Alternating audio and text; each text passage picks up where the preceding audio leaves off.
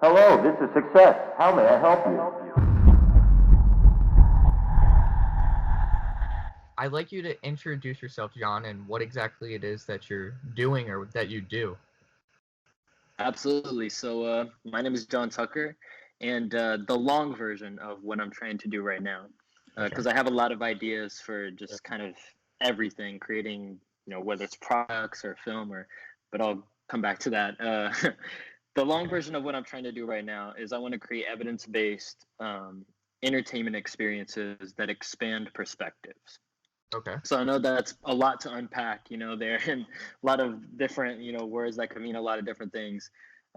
So the kind of more condensed version would be that I want to create experiences for people, whether those entertainment experiences that are, again, not just like traditional forms of media that either use new types of media or are told in different ways, that makes it this brand new experience.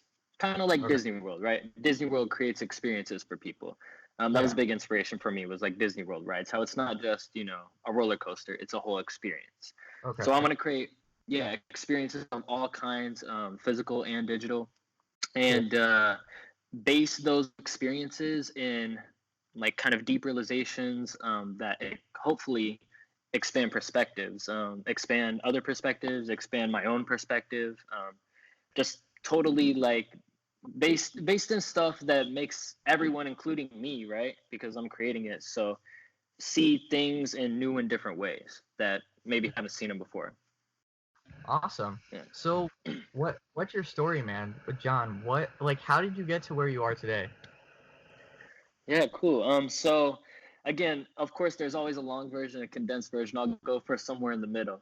All right. But basically, I started out in entertainment doing acting.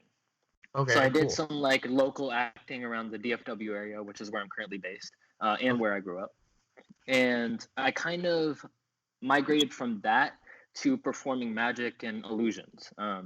So I did that throughout my teenage years and kind of, climbed the ladder a little bit in that, industry. Yeah. That's and eventually, I kind of got to a place where I started to feel less excited about the deception part of magic. Not that there's anything wrong with it. It's just like me personally, I started to feel like the, let me show you something you can't do, or like, let me fool you type thing was not maybe for me. I was more just interested in creating experiences, right? And kind of a breaking point for this was going to Disney World, like I was talking about. This kind of, I was kind of thinking this way, and then I went to Disney World for the first time, and I was like, expecting it to be like, a normal theme park, you know what I mean? Like just kind of some roller coasters and stuff. And it opened my eyes to say like, oh, like this is a perfect example of someone who is actually creating amazing experiences for people that a lot of the times do like expand perspectives and show new things. But they're doing it in a way that doesn't involve like deception as the forefront of it.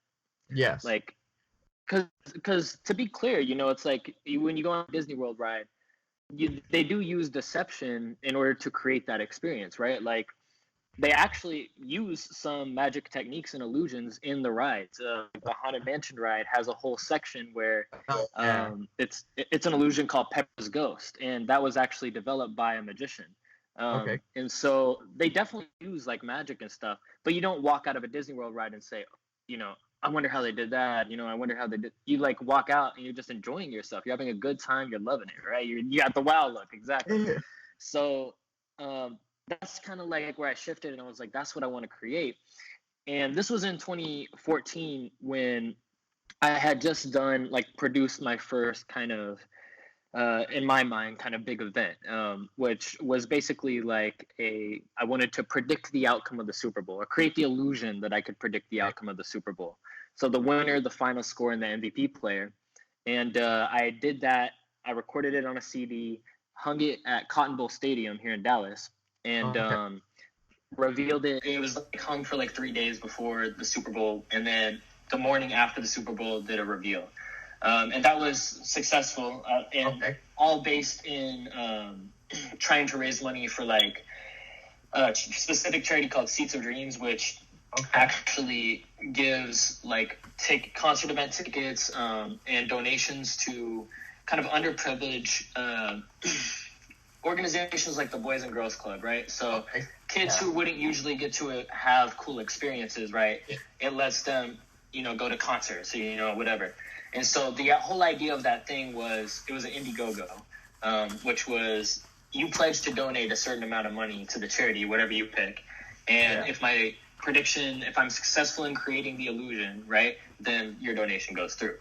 And so that was the first thing, and that was when I was 17 that I kind of put something all together, like a big event, you know what I mean? Like a big project together. Before that, I had, just been, performing at birthday parties or doing stuff like that. Moved on to corporate events but after that, it kind of set me on a path of, then I started, performing live at fun run events. Cause again, always thinking I wanted to do something different. And I thought no magic performer that I known of had ever performed at a fun run event. So I was let me do that. I'm always and I was very extreme to this back then, but I got to do something different in every aspect. I got to do something new, and so around that same time, I was also starting to do these little Instagram videos that were kind of magic based, but again, trying to do something unique and different with it every time, right? So it's one video would be I'm on FaceTime with my friend, and it's a recording of the screen call, and some magic happens, just a 15-second little thing, right? But just trying to tell the story in different, unique ways again. So that kind of led me all to be working a lot, right? And I'm probably an extreme personality if I had to assume about myself. Yeah. So that led me to kind of be stressed out working on 7 projects at one time. And kind of started really focusing on because you always hear everyone say, I'm sure even on this podcast, you hear a lot of people say, you gotta work hard, right? Yeah. And that's very true. The way I interpreted that though was work hard all the time. You have to work, your entire life has to be work. And so that's how I interpret it, and I rolled with that. And obviously that produces results, but it's not healthy for you to do that, or at least I can only speak for myself, not healthy for me. Yeah. And the way I had to find that out was, I was forcing myself not to sleep. I was trying to get my sleep down. I got down to 3 hours a night. I was literally so focused on efficiency that I was when I had to go get water out of the refrigerator or whatever, I would run to save time from walking. I was so extreme on let me be as efficient as possible with my time to produce the most. I even I used to think sleep was the biggest waste of the time.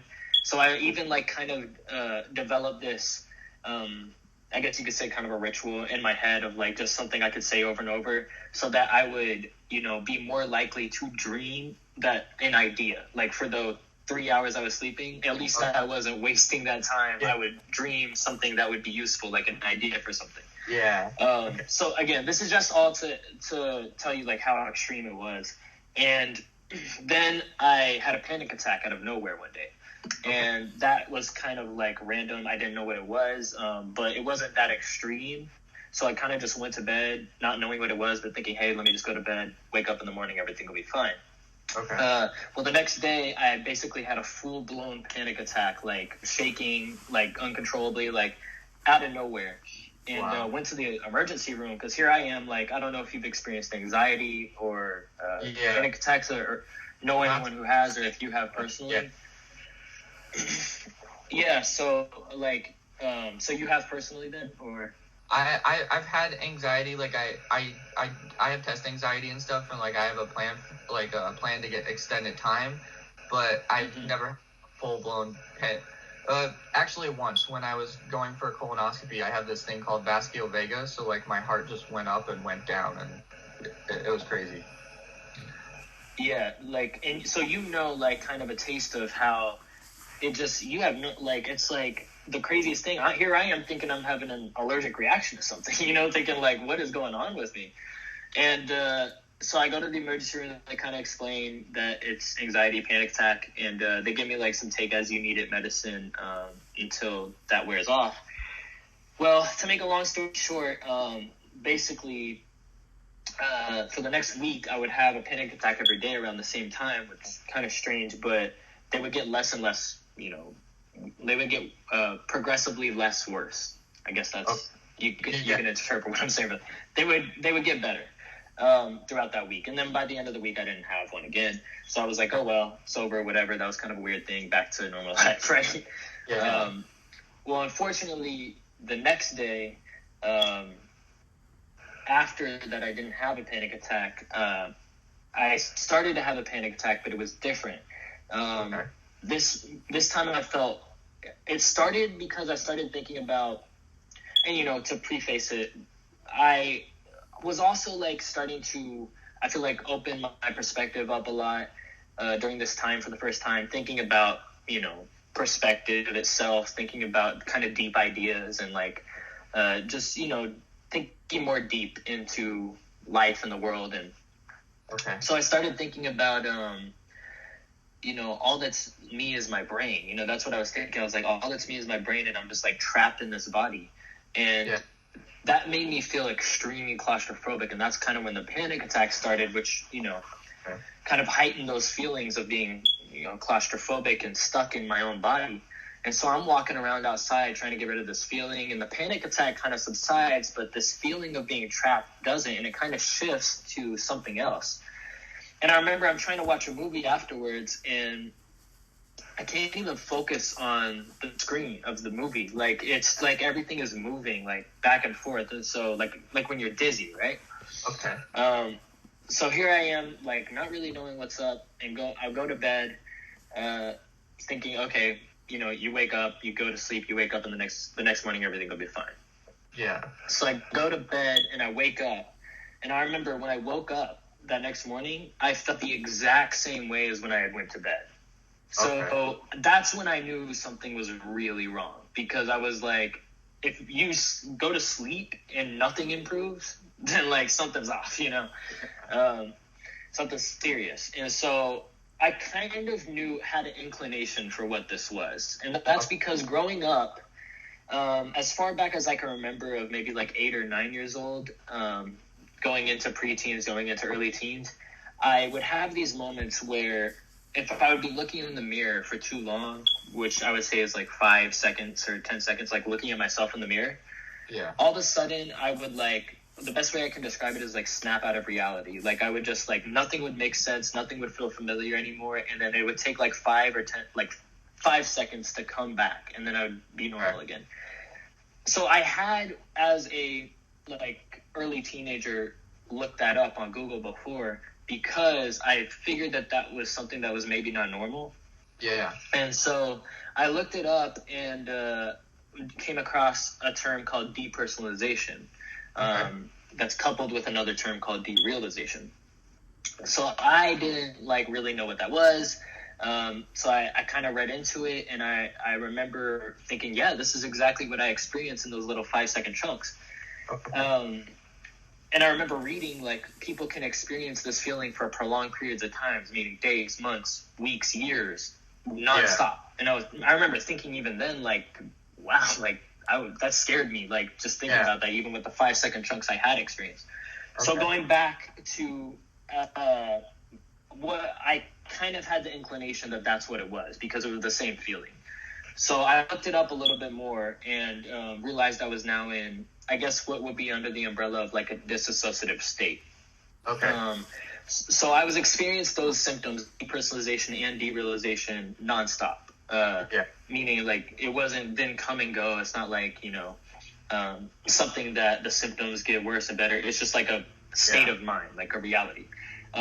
Some of the symptoms of that were, the depersonalization part is all about myself. The derealization part is all about the world around me. But all of it makes you feel removed from everything. And so, like, some of my symptoms, like, the best way I can describe it is, like, how sometimes when you say a word over and over again, it starts to become, like, unfamiliar and lose its meaning? Like, it feels like there's no connection to the word anymore. Like, it's just, it sounds so weird. That feeling is what I felt like about everything. It was, like, so some of my symptoms, like, the best way I can describe it, and obviously, like with any mental thing or anything in life, really, you can't know exactly unless you go through it. But Yeah.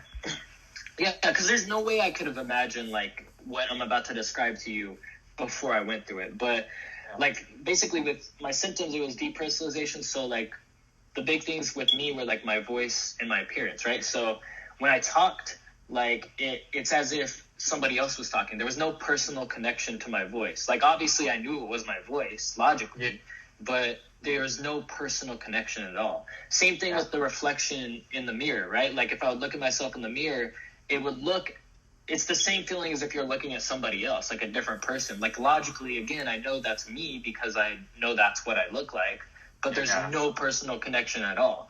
Very, very scary stuff, and very hard to describe to somebody too, because it's like, I kept telling people like I feel like I'm going crazy. Like that's what, the first couple of days that this was happening, I'm telling my mom like I feel like I'm about to go crazy. That's what this feels like. Yeah.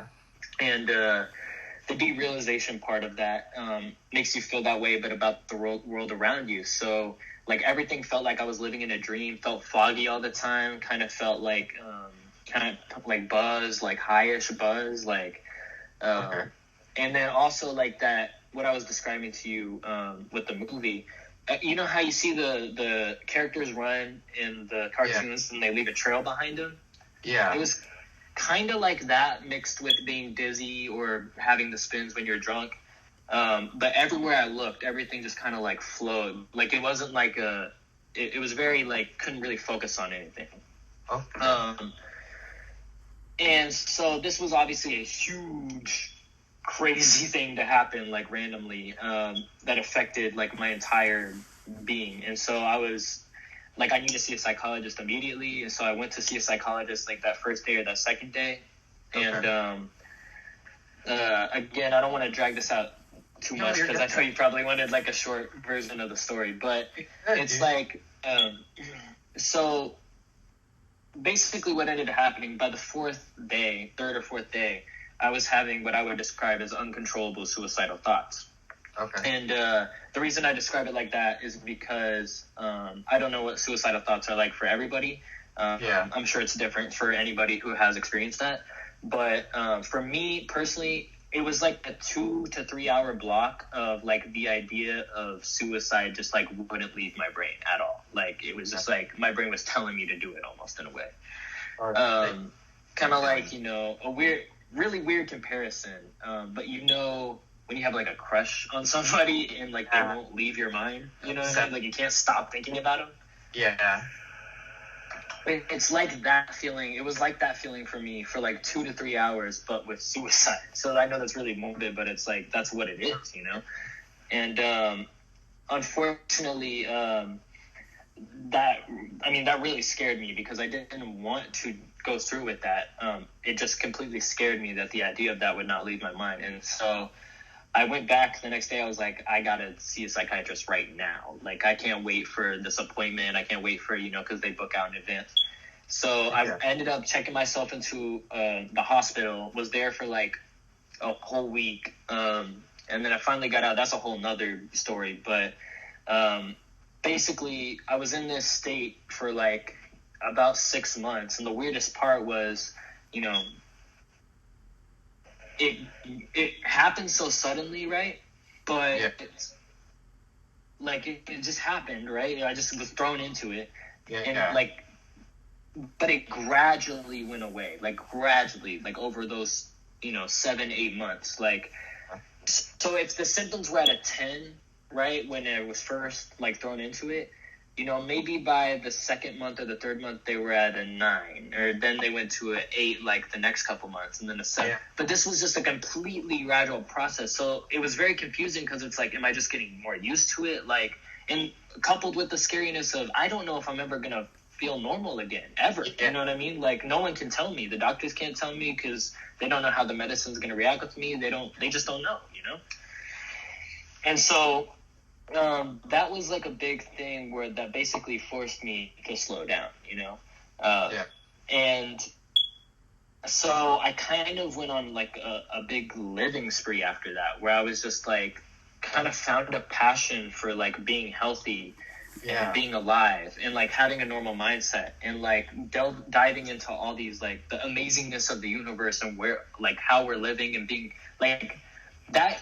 The main thing, positive thing that I took away from that is that as long as I'm healthy, when I wake up in the morning, I'm gonna have a good day. Like I'm gonna be a happy day. I'm never gonna get down about stuff too much. I mean, obviously everyone's gonna have those little moments, but at the end of the day, I know I can still sit back and like, you know, put on some music and like feel that. Like I can feel that I'm alive. Like, and it's the most amazing thing to me because it is amazing that I'm here and I'm experiencing this and like no problem I have unless it impacts me being able to experience life tops that, right?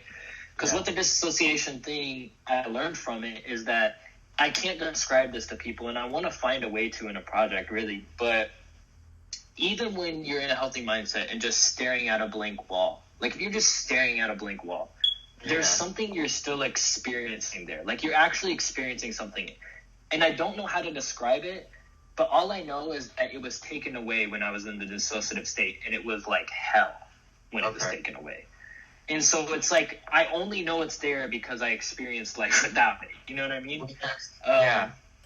And that's kind of, you know, I don't know if you've experienced something like that, but like a lot of people, I think, have those stories where it's like something happens that most people take for granted. And then after that, it's kind of like, wow, like it makes you almost a happier person because you're like, I have this and I'm not taking it for granted anymore, you know?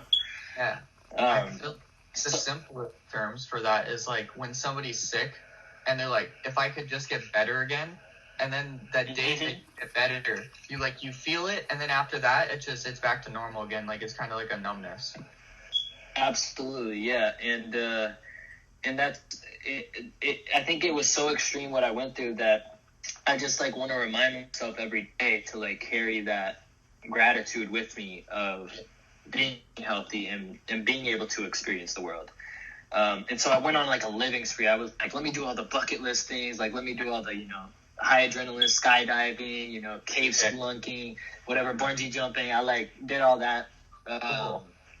And then I started to create a brand called Live X, right? Which I thought was going to be cool, like short for Live Extraordinary. And, you know, I've always had so many ideas. It's something, you know, I should mention is like I think, you know, everyone has that something that they're just like kind of exceptional at, you know what I mean? I would say if anything for me, that is like being able to create unique ideas in my head. I mean, even when I was like a kid or like in my teens, preteens, I would have like sticky notes all over the wall of my ideas. I was gonna show you a picture real quick. Like this is like an old picture of like what my bedroom walls at the house used to look like. It's basically just, you know, like literally sticky notes full of ideas of whatever I was working on at the time. So I've always been really into like expressing my ideas and creating them in my head. And like, you know, when I was a kid, I would create like worlds in my head and like advance the storylines in these worlds. And so I've always had like big imagination and been a deep thinker and had a lot of ideas. That's kind of like the couple, like, I don't know if there's stuff in your life that you felt like parts of your personality that you've kind of looked back and like, oh, I've always kind of, you know, had those traits. Like I've always kind of. I feel a similar way to you, honestly, where like I just come up with these ideas and then I want to execute them on such like, for me personally, like on such a personal level that I'm like, I don't feel like there's like many people that I could tell this to that would comprehend it the way that I do. And like with your notes on the wall, that's like my phone is.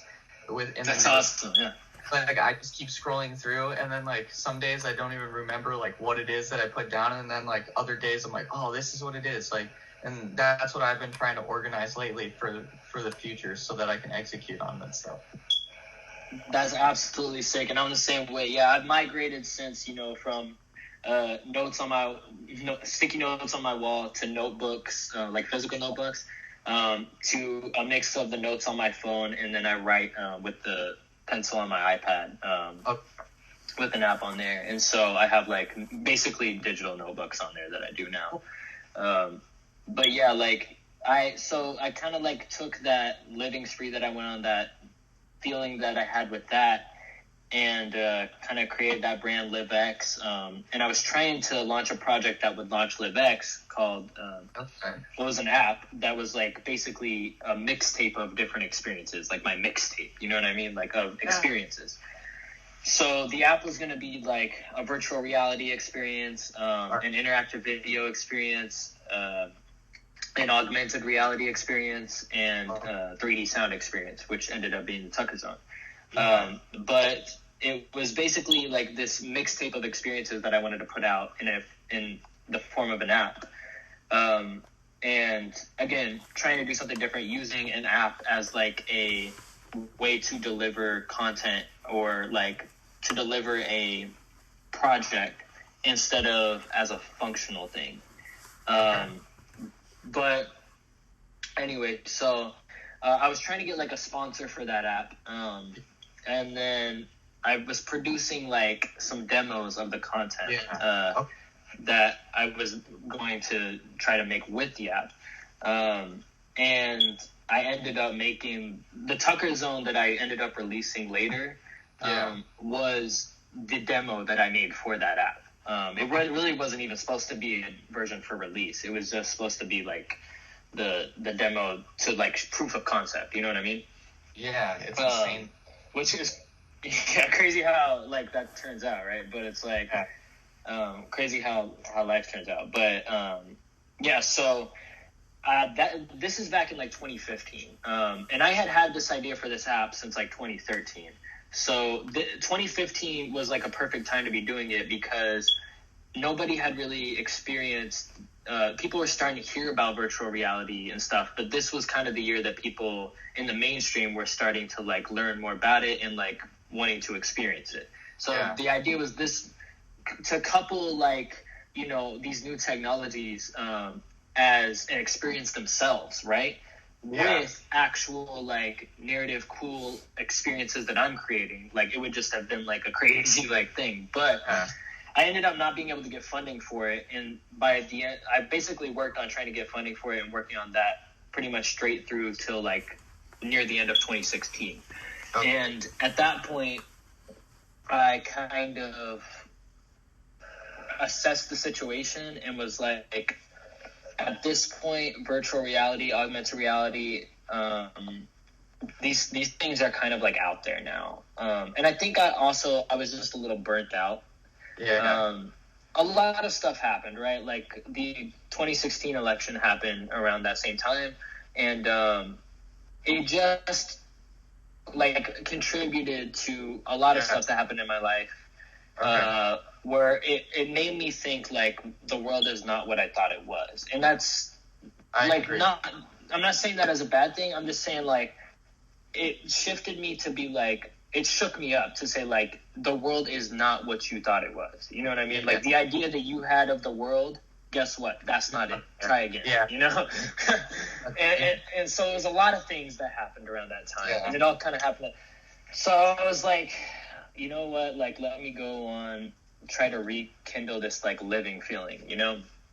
So I literally like drove by myself, like cross like half the country, like or a quarter of the country, like down to like, so from Dallas to Arkansas to like Nashville area to Florida to like back around to New Orleans to, and so I kind of like did this loop for like a couple weeks, and it kind of almost like dragged me down further because I would have these cool experiences. I would be doing these cool things like zip lining, or, you know, I went like seaplaning for the first time on that trip where I was like, you know, in a boat that becomes a plane. So you take off on the thing. Cool. Yeah. So a lot of just trying new stuff and doing cool stuff. I went to Disney World when I was in Florida, but honestly, like at the end of the day, like when I got back, it drove me. I didn't feel like I was feeling those experiences like I was before. And I didn't understand why. Like I was like, why is this not as exciting as it was before? Like why, like what's going on? And so I was like, you know what? Like maybe I'm just frustrated because I haven't created or really put something out, you know, and I've been having all these ideas, and like I've been trying to get this app out, and like maybe. So then I kind of like made this conglomerate of projects called Now Let Me Create. That was what I called it, because I was like, that's how I felt. I was like, let me create my ideas. And so the first one I released with that was the Tucker Zone. Okay. So this is in 2017. And then I released another thing that was like a choose your own adventure story, but told through Instagram, which I had seen kind of somebody similar doing that before. I mean, kind of like with the Tucker Zone, where I kind of got the idea from like another video that I had seen before that someone had done. But just like kind of adding my own twist, trying to do different ideas with it, like trying to bring it to a level where, you know, it was a new idea. And so doing that same thing with the Instagram Choose Your Own Adventure, and then also like launching LiveX as a brand. And you know, kind of what it caught up to me, because the way I was making money throughout all this, right, was that I created a Instagram page that was like funny videos, basically page, like you know, one of those. And so it gained like a lot of followers in a short amount of time, and it was up to like 600,000 followers. And so I was doing a lot of like sponsored posts on there. I was working on marketing campaigns with different companies, influencer stuff. And so I had the privilege of, from 2015 to 2016, doing that and making enough money to support myself while also having a lot of free time. And so that's why I was working on the app during most of that time, because I was pretty much putting a lot towards that. But then in 2017, I moved to Austin for like 6 months, like not even that long. Okay. And then I got in contact with a company called Meow Wolf, which I'm not sure if you know what that is, but Meow Wolf is an immersive experience company who created their first permanent exhibit in Santa Fe, New Mexico in 2016, which is where the collective was from. And basically it's hard to describe, but it's like a narrative-based experience where it's like immersive art all around you. So it's like walking into a sci-fi movie. It's like walking into another world. They ended up, like, the popularity of Meow Wolf ended up inspiring a lot of other people around the country to do a lot of things like it. So I don't know if you've seen, like, what's commonly referred to sometimes as a selfie museum, like a selfie museum. So Meow Wolf kind of like sprouted, I think, that trend. But Meow Wolf is a lot deeper than just a selfie museum. Meow Wolf is like completely narrative based. So everything is a part of the story in there. But anyway, I got in contact with them, and them kind of being the, you know, framing themselves as like the experience company, you know, that excited me. And plus I was kind of, you know, the money was kind of not coming in as much, and like I needed to find something else to make money. So I went and ended up working with them in 2018, last year, working on like, you know, different viral experiences, some South by Southwest activations for last year. And then also kind of, you know, something I had mentioned was that I wanted to learn more about the fundraising process, and you know, they were doing that, and so I kind of was able to get a closer look at that, and did a lot of cool stuff with them. But at the end of the day, like I just kind of burnt out there too, because number one, Santa Fe is a pretty small town. It's like 70,000 people. But like I just kind of felt lonely. Again, like I felt the same way that I had felt in 2017 and 2018, where I just felt like lost or like in limbo, where I didn't feel like I was feeling much or like experiencing much. Kind of ended up feeling like I was just going through the motions in life, and like, you know, to no one's fault at all, you know, just like that's just how things went. And so I ended up being like, okay, let me move back to Dallas, and because I know I have my family and friends here, and I can kind of regroup there and try to like, you know, make something happen in a bigger city. Kind of more, because the other thing about Meowth was like, Meowth is an amazing company, and they treated me more than fairly. It's just that at the end of the day, the entire company is not mine. You see what I'm saying? It's not my idea. It's not my, and like, not that they don't give me, they wouldn't give me an opportunity to create my ideas through them. It's just that at the end of the day, I want to do my own thing, and that's just me. You see what I'm saying? Like, get it 100%. Yeah. I think you totally understand that. And so it's like, I came back to Dallas, and again, like, I still felt like a little lost, like, but I was regrouping a little bit, being able to spend time with my family and friends here. And only like at the like April-ish around this year, I was kind of like, all right, I need to like try again to really get out of this. And like, I was like, let me focus on, like, I want to feel more fulfilled. And so how do I feel more fulfilled? And I was thinking like in an evolutionary way. I was like, how can I use like because like, for example, our bodies are not made to be in the world that we humans have built, right? It's like there hasn't been enough time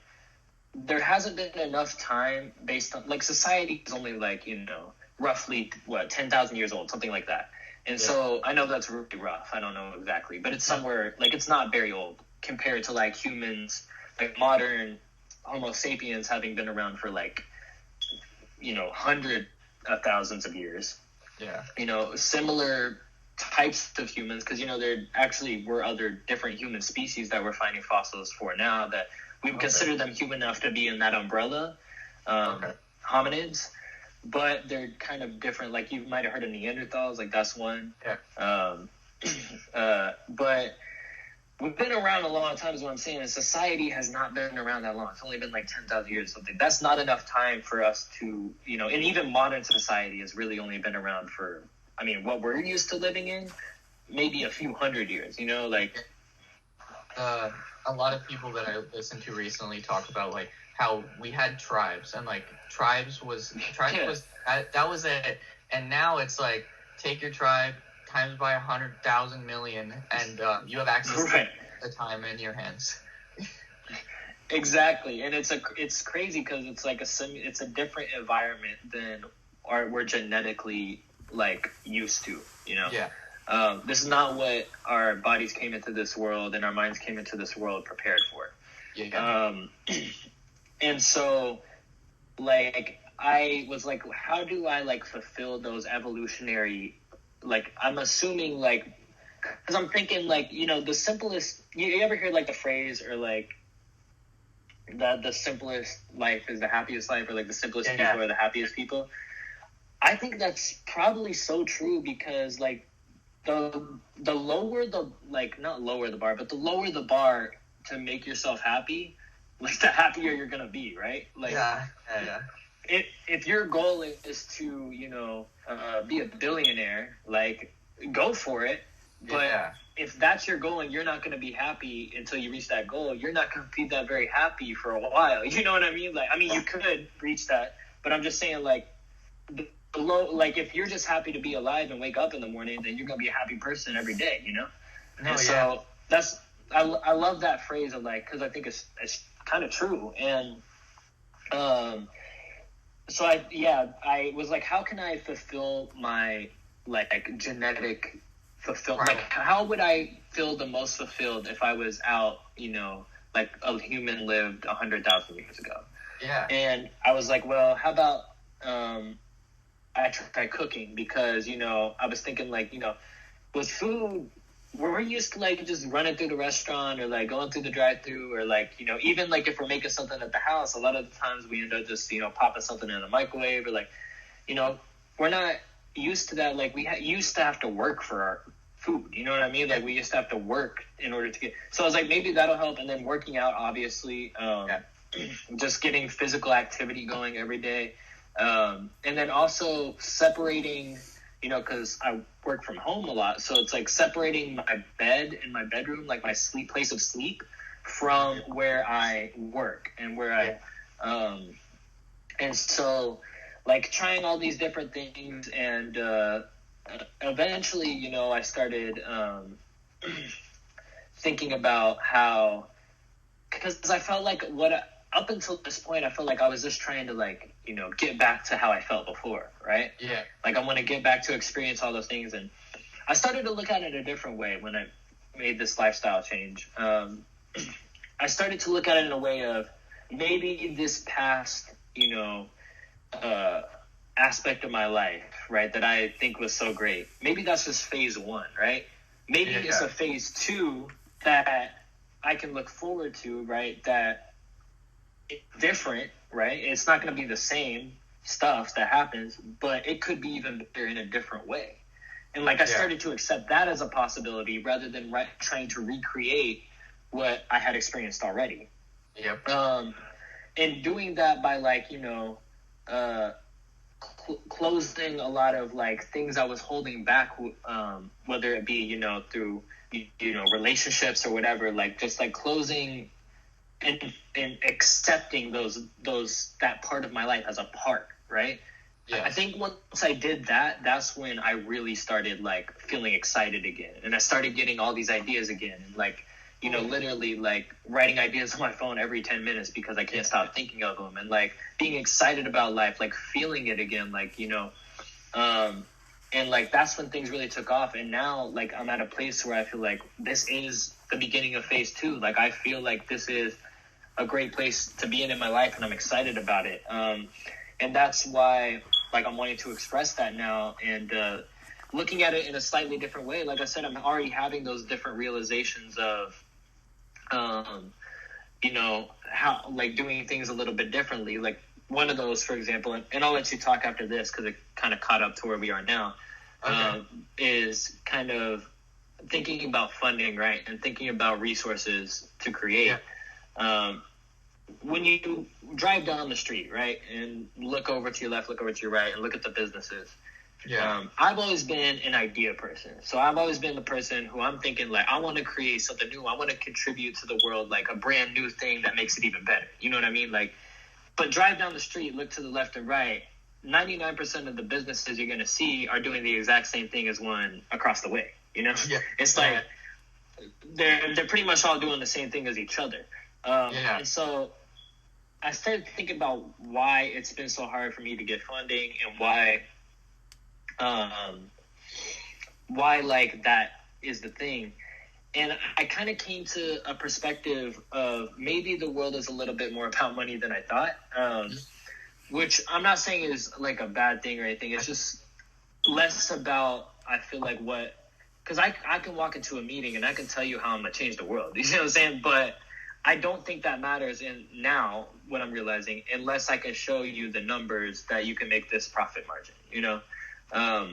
And I'm approaching it in that way now, and through my things that I'm creating now, I'm making that clear to anybody who watches it, like, that what I feel like I can do now is the advantage that I have is that I have attained a sort of, like, I've been able to reach an audience that enjoys these experiences.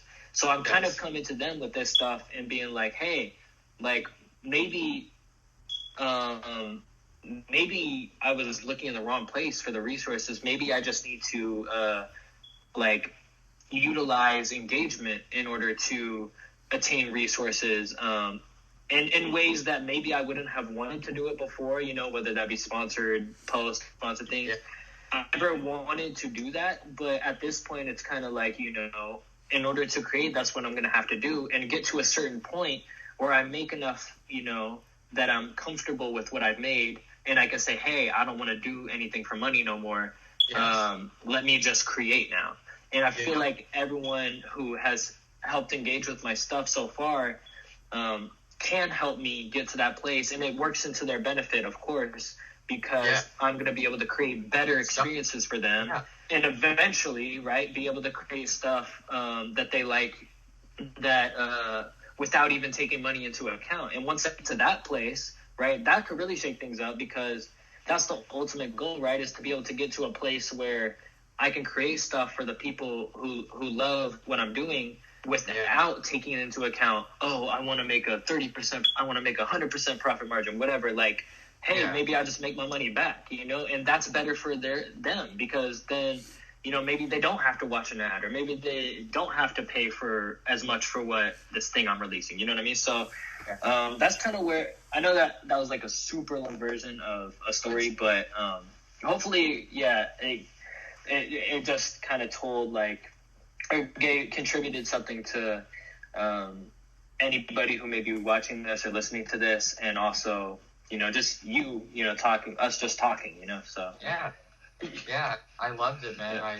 I loved that. That's legitimately the reason why I do this, so I get to know more about the people, and people get to understand that, like, it's not just like you came up with this random video that was an idea and it got 6 million views. It's like you put a ton of time and effort, and it wasn't something easy for you. Like, there was things that you went through that led to where you are.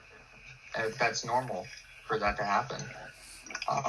Absolutely. And you know, to add to that, like, the fact that, you know, what I'm really trying to express now, because maybe I haven't expressed it enough before, is like, I have ideas, and it's not just for 3D sound. Like, that's been the most popular thing I've made, sure. Like, that's been the thing that's made to reach the most people, the Tucker Zone. But, you know, through these things I'm releasing, which will start to be like a thing every week, I want to show people that, like, I have different ideas for all kinds of experiences, and I don't want to be trapped in a box of, oh, I'm just a 3D sound guy or something like that. You know what I mean? Like, not that there's anything wrong with that. I just have all these ideas, and I want to express them, and it's not just for experiences. Like, that's where I'm starting, but it's also for products. It's also for film. It's also for art. It's also for music. It's also for everything, you know? So it's like, I'm finding a way to piece it all together in ways that you can follow it and it makes sense. That's my hope now.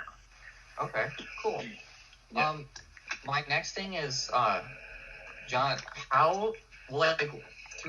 you gave a lot in your story that was, there was a lot of struggles in there, right? And for you to become who you are today, what do you think was one of your greatest struggles, if it was mentioned or if it wasn't mentioned? And how do you think you overcame that? Like, or is that something that you're still overcoming?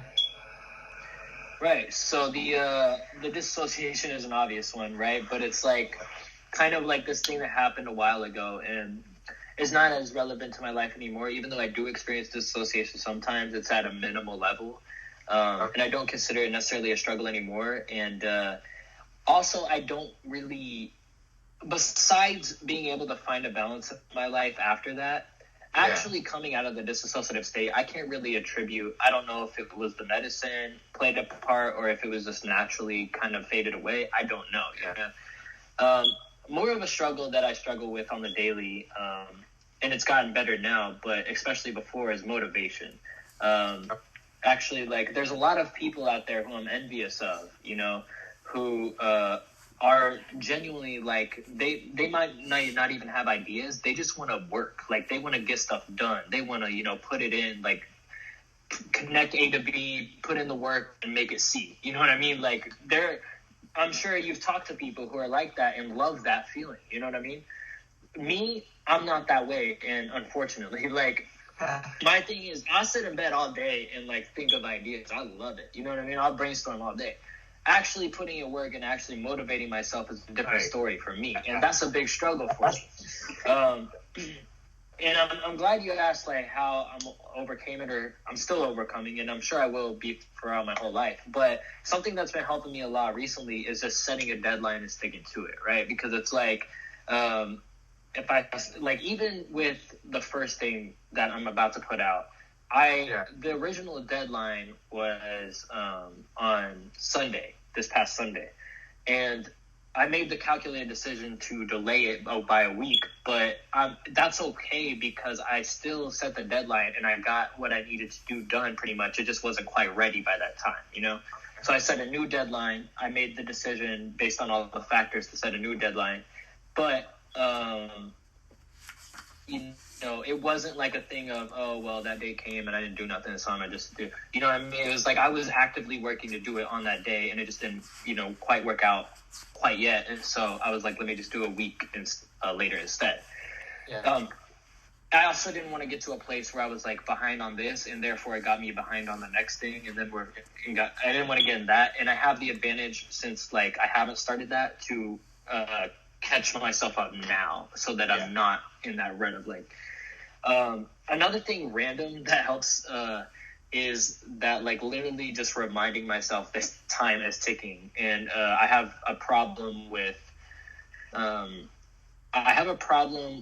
thinking about like, if something, I can delay something to tomorrow, I will do it. You see what I'm saying? Like if I can delay something or if something is going to happen tomorrow, I'm able to shut it off so that I don't even worry about it till I have to tomorrow. You see what I'm saying? Like, that's good for certain things, but not for, getting stuff done a lot of the time. Yeah, it's a blessing and a curse. The last 2 weeks with this podcast, because of school and stuff, I was like, I'll just push it off a little bit. And now it's been 2 weeks since I've dropped a podcast, and partially due to homework, but the other part is instead of editing at nighttime, I'll decide to watch a 30-minute TV show, and then I'm like, all right, time for bed.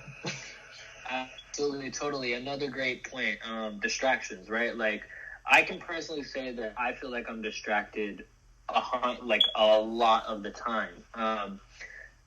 So for example, like, Twitter has been demoted to a folder on my phone now. Like, Instagram, even though I work on Instagram, has been demoted to a folder on my phone on the second page now. You see what I'm saying? Like, Twitter was a big one for me, because Twitter I instinctually went to every time I would open my phone because it was right there. And something about that, which is a whole nother conversation, but I felt like I was getting angrier at one point this year, like just an angrier person. Like I was like, every time I would talk to somebody, I was complaining about something that was going on in the world. Yeah. And I took a step back and I said, why am I becoming an angry person? I don't want to be that. You know what I mean? And it's like, I took a step back and I said, maybe it's because like I'm focusing, like a lot of these conversations, I'm focusing on stuff, like stuff is flooding my mind that doesn't really even affect me. You know what I mean? Yep. Like, 100%. I feel like a lot of the stuff for me on Twitter if I go on Twitter, like it's a bunch of stuff that's controversial or negative that doesn't even affect me. You know what I mean? Like, why am I using my brain energy to worry? Like, I want to stay informed and I want to but at the end of the day, you have to pick and choose your battles. Like, and just literally being on Twitter and seeing a news story every 5 minutes about something that's going wrong in the world, I can, like, for me, that puts me in a rut of, I'm not doing anything to change anything. No, yeah. The things that I'm talking about aren't even affecting me. So it's like, it's a complete waste of time and energy for me to even be like, so I think what that is just like consuming so much excess information. Like, too much information. World. Yeah. And so I really tried to focus on like, let me like try to remember daily, like, and make habits around, is the information that I'm taking in excess, is it relevant to what I'm doing? Is it relevant to me? Is it information I need to know? Yeah. Sometimes it is just to stay informed in general, but mostly focus on the information that's relevant to me, relevant to what I want to do. So maybe instead of going to Twitter, maybe I go to Stack Exchange, which is, I don't know if you know what that is, a community where it's kind of like Reddit, where like people kind of just talk about different ideas. And like, so what I'm saying is, instead of going to Twitter and looking at the most recent negative story, maybe I go to Reddit and look at what's going on in the astrophysics world. You know what I mean? Like, how about I use if I'm gonna just look up something random, why don't I do it in something I'm interested in? You know what I mean? Yeah. Like something that can help benefit me. Yeah. And so that was a big change that I made as well. That helped kind of take me out of that place of not feeling like motivated, remove those distractions, removing so now like the place where Twitter was on my phone, now I have the Notes app, right? It's like if I'm going to instinctually open something, open something, let me instinctually open something that I could be productive in some way, or I could be, doing something that's relevant to me. Again, like YouTube is a big distraction for me, right? Because like I'll watch one video and then I'll go down the rabbit hole. I'll keep watching videos. And so, yeah, entertainment in general, yes, you could say. But, I try to I made a little thing right by my door that just says, it literally just says the big words, actually do it. Like, it's just a constant reminder, like, actually do it. Like, you're going to think about it and say, oh, I'll do it in an hour. Oh, I'll do it in next day. It doesn't matter if you're saying, I'm going to do it in an hour, or I'm going to do it tomorrow, or I'm going to do it next week. You're just putting it off. If you can do it right now, why not do it? I read that advice actually on, I think there's a subreddit for motivation, right? And I was looking at it, and someone had mentioned on there, like, remember, if there's something that you could do right now that wouldn't even take that long, but you put it off just because you don't want to do it right now, do that thing right now. Just get it out of the way. Because if it's whatever it is, the dishes, it's a couple dishes that I need to wash. I'll do it in an hour, right? Why? Just do it now. Get it out of the way. It's 5 minutes. You see what I'm saying? Like, this isn't hard stuff. It's like that. I think doing that, remembering that helps me a lot too with motivation to be like, am I putting this thing that I'm about to put off? Is it something that could legitimately really be done right now and not even take that much time? And there's no reason to put it off at all. And then just again, forcing myself to do it. Same thing with working out. I've kind of haven't been working out recently, but I've still been physically active. I would still like to be working out. And it's something I should get back on. Obviously, it's a constant struggle with all this, but with motivation. But, even with working out, it's like, for me personally, and I think for a lot of people that I've talked to, it's like the hardest part is getting yourself on the treadmill, or getting yourself, once you, just tell yourself. So what's helped me is if I just tell myself, let me get on the treadmill and let me do 5 minutes on the treadmill. You see what I'm saying? If I can't do that, then come on. I can do 5 minutes on the treadmill. So I get on the treadmill for 5 minutes, and by the end of that 5 minutes, I'm like, well, I can do 10 now. You know what I mean? Why not? I'll just do 10 now. And then 15, and then so I end up working out. But it just is, for me, I have to tell myself, let me just do 5 minutes. You know what I mean? Let me do the little work, and then once I get into it, then I'm like, oh, well, this isn't as hard as I was making out to be when I was sitting in bed, watching The Office or whatever. So that's a struggle, but I'm working on it every day. Cool. Really quick, would you mind just, because you're kind of sitting right there, would you mind just scooting your camera over a little bit so you're more centered? Yeah, absolutely. Just like this. Yeah, that's perfect. All right, sorry, man. Absolutely. No, you're fine. My next thing is, we kind of are talking about this right now, but how big is mindset in your life, and how big do you think it plays a role in other people's life? Because I kind of feel like you touched on this on Twitter and Reddit, and it's something I do myself, where people condemn social media for, you're not saying condemning social media, but you're realizing that it had a negative effect on you, and a lot of people just condemn social media and oh, it's bad, blah blah blah, and get angry at the algorithm for whatever it feeds them. But for me personally, I've cultivated it in a way where I only follow positive people. I'm not even following a lot of my friends, not because they're negative, but just because it's not something positive or adding positivity to my life specifically. Right. And because of that, it feeds me positive things all the time. Yeah.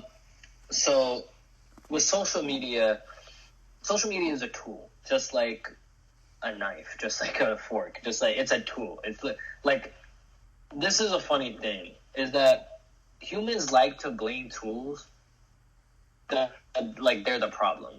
Social media itself, Facebook itself, is not the problem. Twitter itself is not the problem. The way people use them is the problem. Yeah. You could say, oh, well, they could design it so that people couldn't use it like that, or the algorithms or this and that. At the end of the day, who's making the algorithm? It's people are the problem with all problems humans have. At the end of the day, people like to say, oh, it's social media's fault. Oh, social media is bad, or just anything, cars are bad, or this is bad, or this is bad. We have human flaws, and we have to realize that. myself not excluded, nobody excluded. Like, we're all humans. We all have those natural tendencies.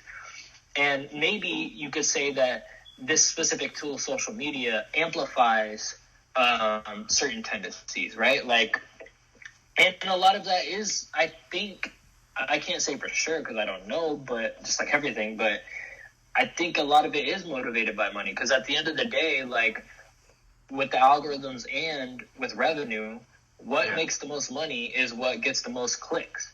And naturally, people are going to click on the thing that is more extreme. Yeah. So, like, I'm sorry, like, I'm sure there are great, like, people who, like, I'll get into that. Like, I don't think that anyone is, like, really a bad person. You know what I mean? It's like most people, I think, do. Not only that, like, you can make a mistake and that's fine, but like, recognize that was a mistake. But most people, like, they, for the most part, I think, try to live their life in a way that they think they're doing the right thing. You know? Yeah. Like, I don't think most people are intentionally doing things knowing, oh, I'm, like, doing this because it's bad. You know what I mean? Yeah, like, I think people think they're doing good things, and people disagree on what actually helps the situation or what actually. But the conversation you're seeing, at least on social media, is that if somebody has a different idea than you, that person is a bad person. You know what I mean? Like, or if somebody has one different idea, if somebody says something out of context or out of this, then, oh, we got to cancel them. Oh, we got to, it's like, we got to make sure that they don't even deserve to live anymore. You know what I mean? Like, because they said this one thing and that means they're this. Like, number one, communication is not that advanced. Like, there's so much that could go wrong, like, by me saying something to you, right? Like, I can say a sentence, and on top of just a conversation between me and you, where I have to try to pick in a natural conversation really quick the right words to use, right? For what I'm trying to convey. And I might not even have my idea fully formulated in my mind yet. And then you have to interpret those words I'm saying in your way, right? And then you have to process that in mind in your way. There's so much misinformation, misinterpretation, miscommunication. It's like, that's why, like, but then all you see on Twitter is, oh, this person says this sentence. They just take the most extreme version of how that could be interpreted and say that's the way. And sometimes they just blatantly lie, to be honest with you. Like, I'm sorry, like, again, like, I'm sure there's reporters that are really trying really hard to get the facts straight. But I'm going to speak from my personal experience.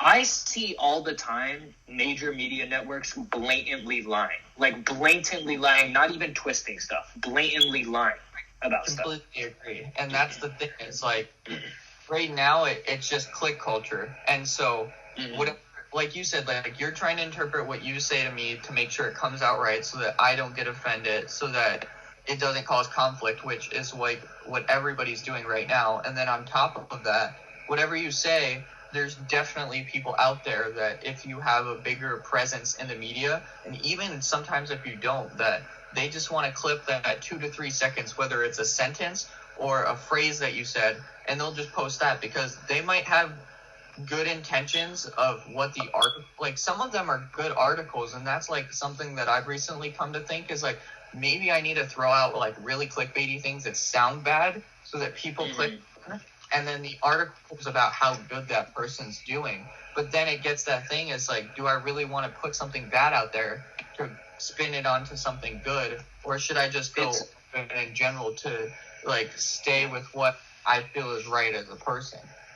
It's an amazing thought, because I mean, with what we're talking about, what we can recognize, and now I still do it, right? I see something on Twitter and I'm like it's so much of a natural tendency and so much of an enticing title to click to me that I literally think before I click it, this is clickbait. Like, this is going to be the dumbest thing ever. Let's see what it is. And I click it. You know what I mean? So it's like they're getting what they want regardless. And I think, to be honest, like, I think there are a lot of biases and like things that come into play, like personal biases and narrative motivations and stuff. But I think, honestly, like, at least half of it just has to do with money, because you're making more money if you're getting more people to click on your stuff. I don't think they really care if you're clicking on it because you like Trump or you hate Trump. I don't think they really care. Is you just making money. You know what I mean? Like, I do think that, you know, they jump on certain things that maybe they feel something is like a bad thing for the world, so they want to try to advance that story as much as possible, right? It's like, I mean, we'll use Trump as an example, right? Because there's like plenty of people who feel a very negative way towards Trump, and that's expressed a lot in the media. My thing is that that's fine. If you can, which you can, right? You can find stuff to fairly criticize Trump about and say, look, this is some serious stuff. We need to talk about this. Yeah. My problem is, why do y'all make the stories about the dumbest stuff that are sometimes just blatant lies? Because that makes me feel like, how am I supposed to trust you when something is real? Like, they look for something to talk about this man every single day. Yeah. Like, and if they don't have something, they'll just twist something and make it up. Like the Tim Apple thing, right? It's the dumbest thing, right? So do you know what I'm talking about or no? I don't think I've heard about this. So there's this whole thing where, like, it was like, I don't know, earlier this year, and they were saying, Trump calls Cook Tim Apple, like that's his name. Okay. So I'm like, all right, let me watch the video, which, by the way, is hard to find in general, to not find a little clip of it like this. Yeah. But when you listen to the clip, it's very obvious to me. And maybe it was that he was calling him Tim Apple, but it was pretty obvious to me that it could have clearly been interpreted that he was just saying, because when he said it, he was saying thank you for Tim for coming. So he was like, thank you, Tim Apple. You know what I mean? Like, he was like, thank you, Tim, thank you, Apple. He just didn't say thank you, Apple. He said, thank you, Tim, Apple. But it's like, then they try to use that and say, oh, look, he doesn't even know Tim Cook's name. He doesn't know the richest company in the world, the CEO. He's so disrespectful. He's this, he's that. I'm like, y'all are focusing on like, how am I supposed to trust you about telling me what's actually wrong? You know what I mean? Like, you are just taking stuff and twisting it to make it bad. Like, I can do that with anything. Like, I can literally, like, and that's the scary thing, right, with the whole cancel culture and everything, is that no matter what I say or do, someone can take it out of context and twist it to try to cancel me. They just could. And that's the scary thing, right? Because, like, I'm walking on eggshells all the time. But yeah, it's definitely concerning. And I think that these aren't problems that can really be solved, because, again, like, you can change social media as much as you want. The problem is the human behind the social media. Yeah. And so, like, of course you can improve things, and of course you can, like, you know, make people more aware of certain things and expand perspectives, but at the end of the day, like, things are never going to be solved, I don't think, because as a human, I will say that. I think that, honestly, like, AI might have a chance of getting way better at it, but it's like, with humans, I mean, we have our natural tendencies, and unless those natural tendencies change, which are literally based in our DNA, then we're not going to solve the problems for this society we've created that's not like the way we naturally lived in and what our DNA is used to. I agree. That's something that, like, I've come to realize, like, where you're talking about social media is, we as human beings cannot do anything to change social media to make it better by filtering things on social media. The only way we can do it is by reflecting on ourselves, changing ourselves as a society, and then once we change ourselves, social media will therefore change, because it won't be something that we're looking for. And the same with like AI and stuff, like people that like, oh, like it's going to take over or whatever, like their impression is. It's like, if we're programming it, it's going to have the same flaws that we have, because we're putting our biases and our tendencies and whatever we feel into this machine that's going to create. Absolutely. And I kind of talk about AI a lot because of a lot of reasons, but I think that that's something that people bring up to me a lot. It's like, oh, well, yeah, but AI is always going to have, like, you know, human flaws too because we're creating it. And well, there's kind of two ways you can create AI, right? You can either try to literally emulate a human brain in a computer, or you can just create something that is like intelligent like a human, like are on that level what we consider intelligent, can interact like a human, whatever. At least that's what I know of. Maybe there's more, but the human brain idea is fine, but I don't think it's going to work out that well because there would just be like a human in a computer, which I don't think, like, imagine if you woke up one day and you were inside a computer, like, that would not sit well with you probably. Yeah. The human, like, here's the difference. If we create something that's like a human in a computer, or has human tendencies, like, you know, they're saying it'll always have human flaws. If we can create an AI that is conscious or like able to realize itself, right? Like us. Yes. We're able to sit here and talk about the problems that our natural tendencies tend to create and like stuff like that. We're able to recognize them. That's the point I'm trying to make. Yeah. If we can create an AI, it can do it too. And the difference with AI is it can change those tendencies. It can program itself differently. And that's the different part, is we cannot change our DNA and our genetics yet. I'm sure we will be able to at some point. But we can talk about these problems we have, but we can't change how we naturally think.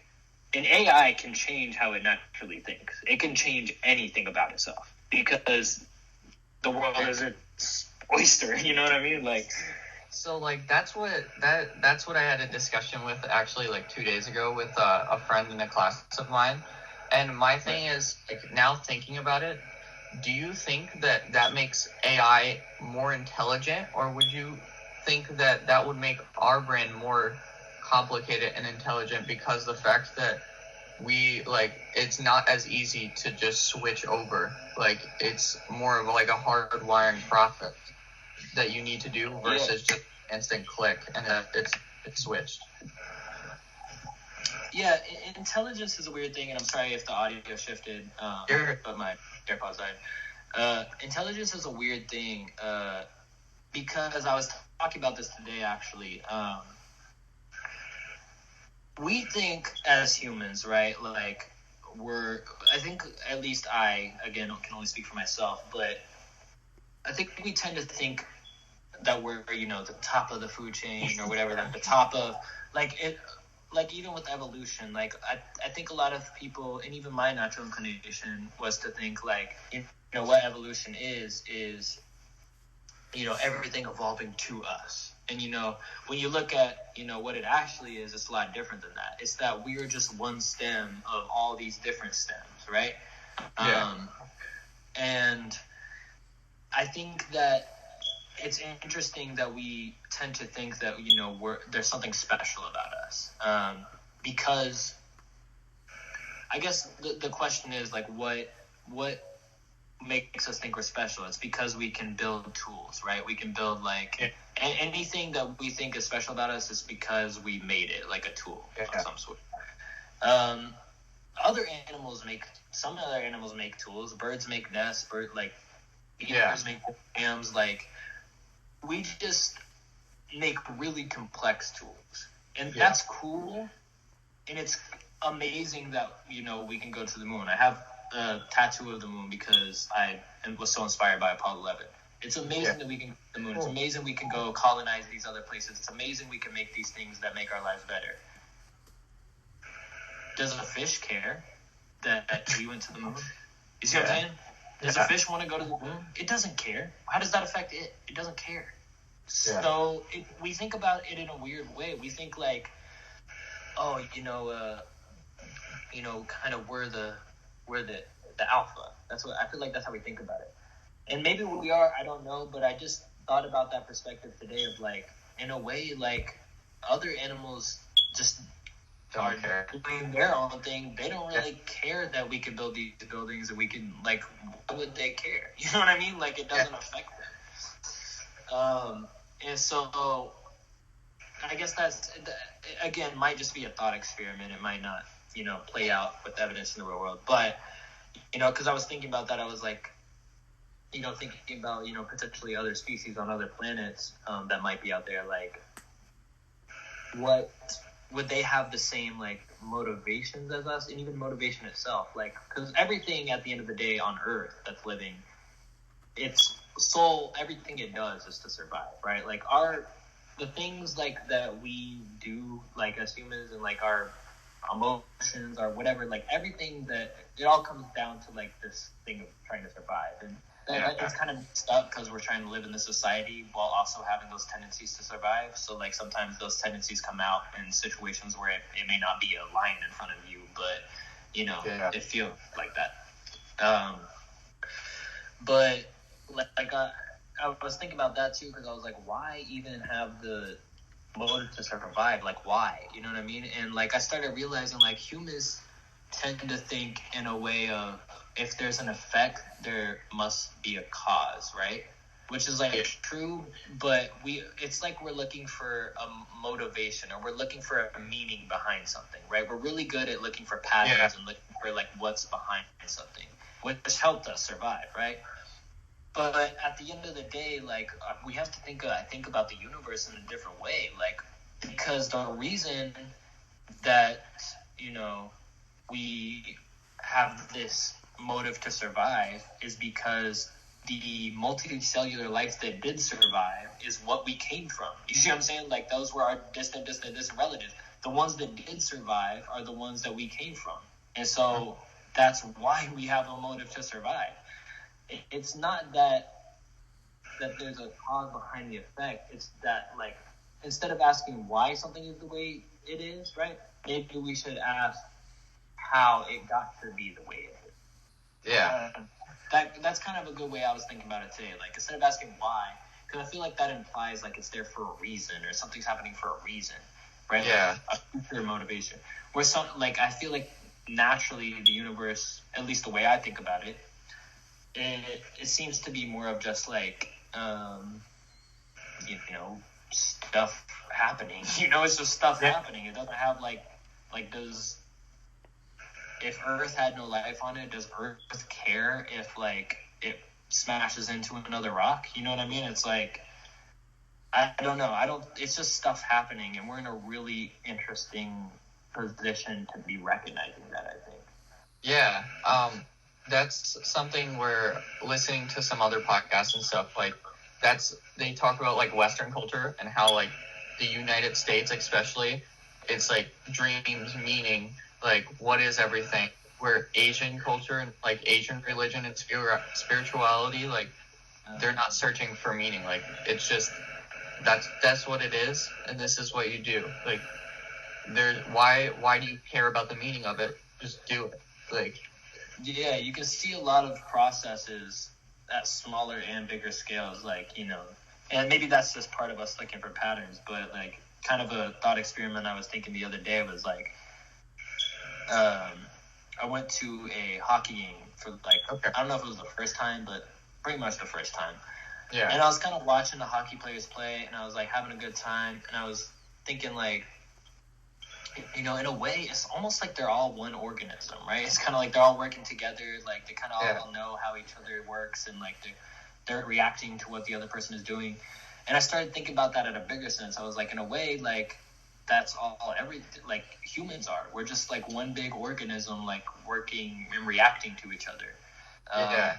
Just like all animals on Earth are one big organism, right? Like, we're all reacting to each other. It's all this ecosystem. Just like Earth itself is, like, one big organism. You know what I mean? It's like we're part of these larger and smaller processes. And a lot of the times, I think, again, humans always look for these patterns, but sometimes we do see these patterns, and it's interesting that, it just goes to show, like, it's kind of all working the same way because it all comes from the same thing, That makes sense. It's kind of like we all think we're the antibodies. Like, we all think that we're the solution to the virus, but, like, how do we know we're not the virus? That's a great question. How do we know our perspective is, like, the right perspective? Like, and the reality is like, we don't. And I don't think we ever will, but we don't know. Of course not. But at the end of the day, to add an optimistic perspective to this, it's amazing. Like, it really is amazing, and we are the universe experiencing itself. Like, we are the universe expressing itself in a way that it can experience itself. That's an artistic interpretation, but like, that's kind of what it is. We are literally, we tend to think of like stuff as separate from us, but this is all, we're a part of this. You know what I mean? Like, we are a part of the universe. And so for us to be able to recognize it, it's almost like recognizing what we are, what ourselves are. Like, I think that's beautiful, and that makes me feel like crazy things, It's like, it's, I don't know. I think it's cool. Logically, it's cool. Artistically, everything about it is cool. So I think I would love, like, to be able to spread, as part of what I want to do, like, spread that perspective to say, like, because I feel like once you realize that, you view life in an entirely different way. So, yeah. My next question, John, is: do you have any daily routine or habits that help get you in the right frame of mind, that help get you ready going for the day, maybe getting your creativity flowing and just being present or being positive into the day? Absolutely. So I know for a lot of people, like you're mentioning, like, it's like they've been able to establish certain things that they can do, and like have kind of, some people work really well by saying, having a schedule, right? Like, it's like, let me do this hour, and like, let's go from here to here, and let's get it all done. I tend to have found myself being not only like maybe more productive, but like just happier in general when I'm not necessarily on a certain schedule or make myself do certain things just to do them. Yeah. But rather when I kind of just have, like, I also, it tends to shift, right? It's like I definitely shift a lot, and I do have like little routines that I end up doing. You know what I mean? Like, even though I think it's the thinking about it that's different, right? Like, if I think about it like I have to do this at this time and this time and this time, like, it's less likely that I'm gonna want to do it. But if I just naturally end up doing it, that's fine. And a lot of the times that's what happens is I'll just naturally end up doing something over and over again, and it becomes a routine just because, like, I'm naturally doing it. It works, Yeah. But I found that, like, trying to tell myself I have to do this every day or something doesn't work as well for me. However, I will say that, like, to add, just to answer something to the question. Yeah. Something that I have found that helps if I want to get something done during that day or be productive that day is, like, make a list of 3 things that I want to do that day. No more, because any more than 3, if I can break it down to 3 things, that's manageable. I can do that. If it feels, for some reason, if it's more than 3, it's just like, it makes me feel like I don't want to do anything. And so I feel like 3 is a good number where I'm like, and I think that's like kind of a known thing because I think I got that idea from somewhere else. But yeah, I don't have like too many like things that, I wake up or do or before I go to bed. At least not that I'm like consciously aware of or like think about it as a routine, so. Okay. My next thing is, John, do you have 3 tips for somebody that wants to be like in your industry or in your field that would help them start off and be successful in the area that they want to go into, that you're in? Sure. And it's kind of like a funny question because I don't even know exactly what industry I'm in. You know what I mean? It's kind of like, I guess the best thing I would say is like experiences. Like, that's something I'm focused on. Yeah. So I'll go with that for the answer. But yeah, in terms of like the real industry I'm in, is just like I want to be able to create whatever I want, and like that's kind of not how the society is set up, Yeah. Society has kind of like naturally came to this place of like, we want you to have a career in something, and like for a lot of people I'm sure that works, but yeah, for me, like I'm very sporadic. Like I want to just be able to create whatever I want to, and that's obviously a struggle. So I'm still trying to figure that out myself. And I think that the thing to know is that, like, unfortunately, like I hate to say it, but like money gives you the power to do that. Time gives you the power to do that. Like I used to feel like think of money as like kind of a negative thing, and now I'm thinking of it in a way of like it's a resource that like it like I hate to say it, but money is power. Like it gives you the power to do what you want. Like, and so I would encourage like anybody who um wants to do a certain thing, like find a way you can do it and make money. Like, and I'm not saying like make money like go get a job if you want to, but I'm saying like most likely like if you're doing something and you're good at it and you love to do it, most likely you're doing that thing for a company when you could be doing it yourself and owning what you do, Yeah. and making more money. Yeah. Just you just have to do it in a slightly different way. Uh, and you know, for some people that works, some people that doesn't. But yeah, I would just say that I'm not even sure what the original question was, but 3 tips for somebody in your field. okay, yeah. So definitely like take money into account is what I would say now, at least if you feel like that's relevant to you. Like I'm still an idea person. I'm still a contribute to the world person. Like I want that to be the forefront of things. Yeah. But unfortunately, like money is how the world works right now, and so like Yeah. make sure to remember that. And then maybe second off, like with experiences specifically, like Yeah. that industry is just like at the forefront right now. Like, and so it's a great time to be getting into that. I feel like, and you know, make those connections with, because again, like there's not a lot of big players in that field, and so now is the time to be able to make connections and collaborate with others, because those people that you collaborate with now are probably going to go on to do really big things in that field because that industry is rising. Yeah. And y'all can kind of grow together. And then third piece of advice is that I shouldn't be giving advice, because at the end of the day, I'm ignorant. I don't know anything. I can only speak from my own experience. So, you know what I mean? Like, take it with a grain of salt, I guess is what I would leave it at. Okay. Fair enough. Fair enough. Dude, John, my next thing is the Tucker experience, right? That came out. Yeah. The Tucker Zone. It came out. It was explosive. You have all these ideas. Like, what are you working on right now, or that's like coming up in the future that you're extremely excited about? Absolutely. Sorry, 1 second. I'm going to plug in my iPad so I'm No going to problem. die on it. But yeah, so the Tucker Zone really, and I think maybe people don't realize this 100%, but it I posted it in 2017. It didn't really start getting popular until, I'd have to look to be exact, but like early 2018. Like it went a whole year with like maybe, you know, only having a few thousand views or something. Like it was not an overnight sensation at all. Like it's completely the opposite of that, actually. It very gradually rose. And now, you know, it's still getting like a steady 400,000 or so views a month, roughly.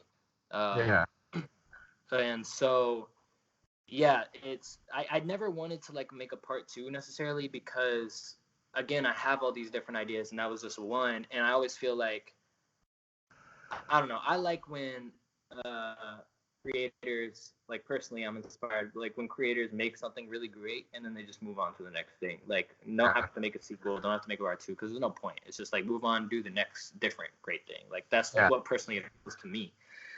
So I guess I wanted to emulate that, but I'm viewing it in a slightly different way now, to say like, hey, obviously people are enjoying this experience. People have asked me so many times like for new ones, and I think maybe it's that like I can give them like different experiences that are not 3D sound that they would like. It's just that they don't know about those, you know what I mean? And so they're asking for the 3D sound because they like that. And so I'm kind of gonna start by releasing part 2 to the Tucker Zone. Okay. Because I want to be able to make that transition, and get those people who watch the Tucker Zone, who are viewers or who subscribe to me, and say, hey, like, I'm back, like, for good. I want to express my ideas, and so, like, let's, like, try to, or I'm guessing what I'm trying to say is turn those viewers into more engaged people who are engaging with my content because they love it on the regular, you know? So making that transition, and I'm doing that initially with the Tucker Zone 2, which is coming out on the first quarter moon. Specifically on the first quarter moon, because, again, I'm very inspired by Apollo 11. Yeah, I just think I'm really into symbolism. I think that's another thing about me, is that I'm really into, like, symbolism and the art behind that.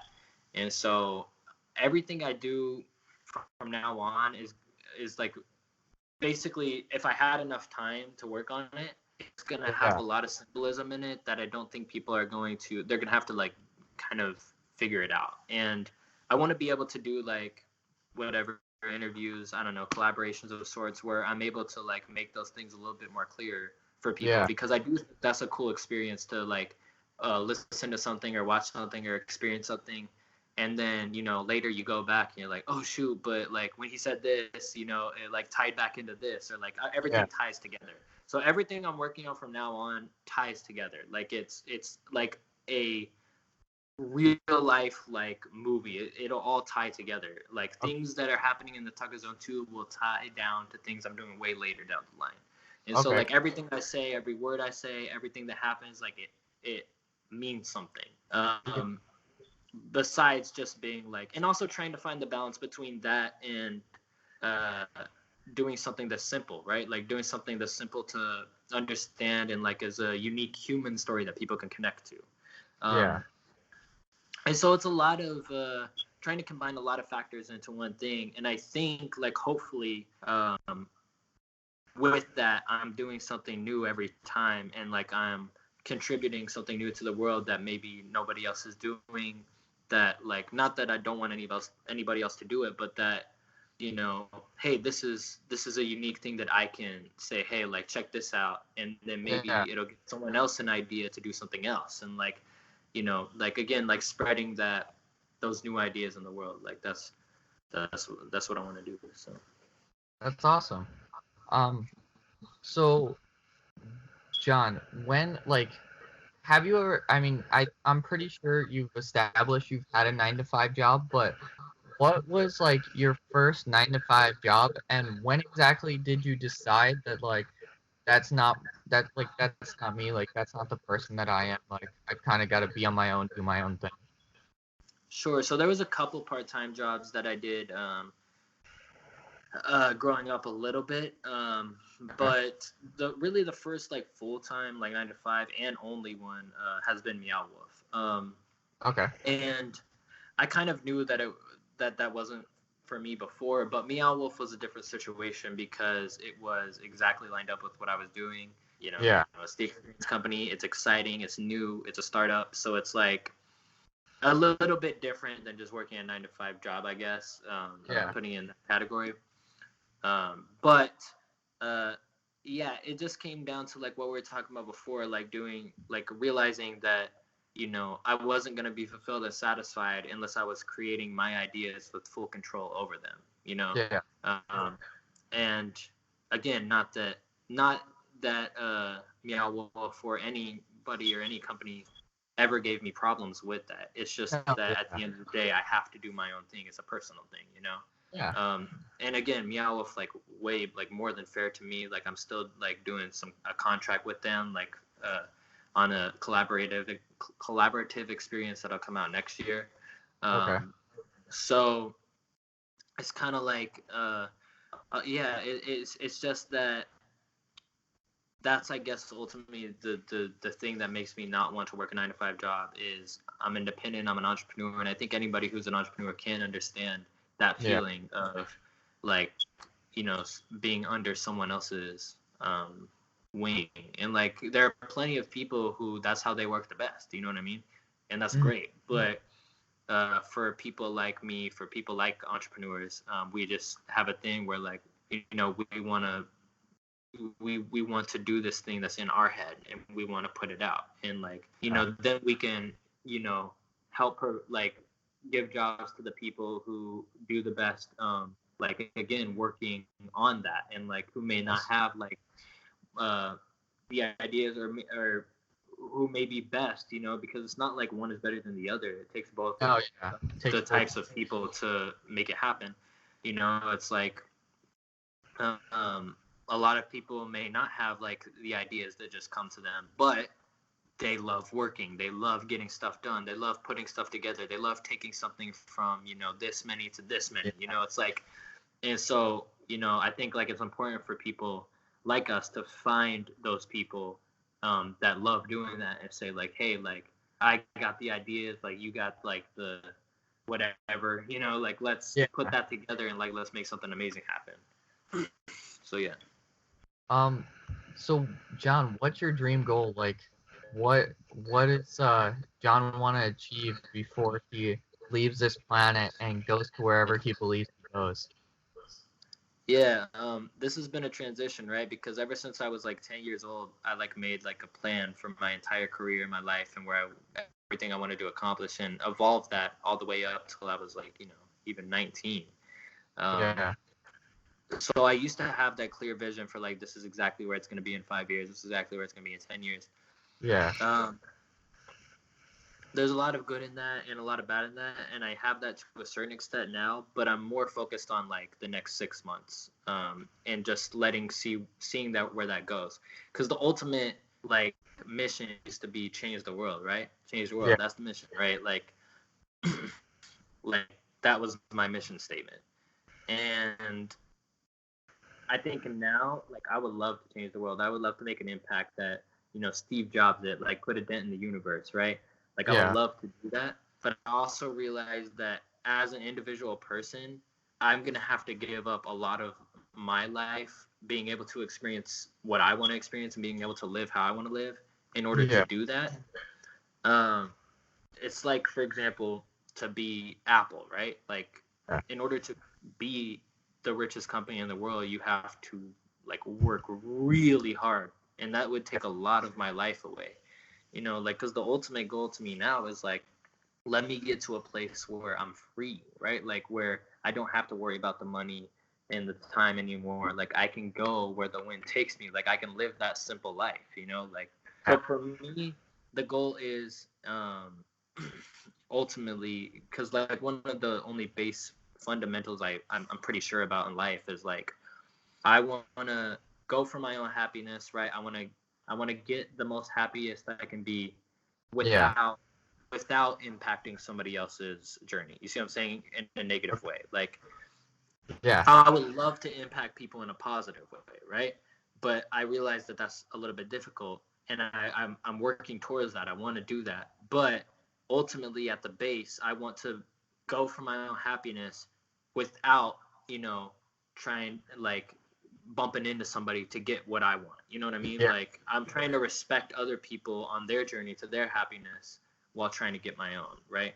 And so I guess that's the ultimate goal is let me do that, and then hopefully along the way, like when trying to get my own happiness, that can actually impact other people in a positive way. Like, that can help them get their own happiness, So I guess that's like the base philosophy of life that I have right now, at least. Could change, but has already. So yeah.